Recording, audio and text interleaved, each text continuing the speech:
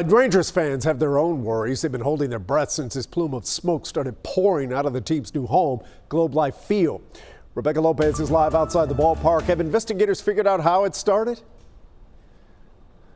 They have. The fire department has come out with its preliminary findings on this investigation, and they say that basically it was sparks from a welder that basically set some combustibles on fire that were being stored here. Now let's take a look at some of that video that was shot over the weekend of this fire. Now the fire department says they had a tough time getting to it. They encountered significant smoke and flames coming from the subroof near the 5th floor.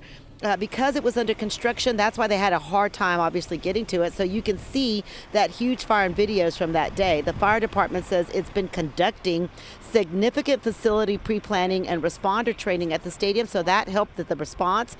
There were workers in the facility at the time. None of them were injured.